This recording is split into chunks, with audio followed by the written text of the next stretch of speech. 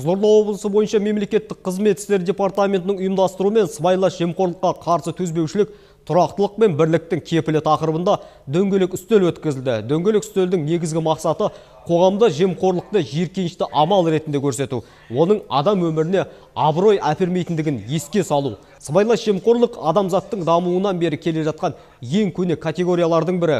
Өкінішке орай, сыбайлас жемқорлықты түп тамырымен жойған ешқандай мемлекет, қоғам, дін және идеология жоқ. Сыбайлас жемқорлыққа қарсы күрес биліктің, мемлекеттік институттардың тұрақты серігі болып табылады. Бүкіл әлем осы зұлымдықпен күресуде.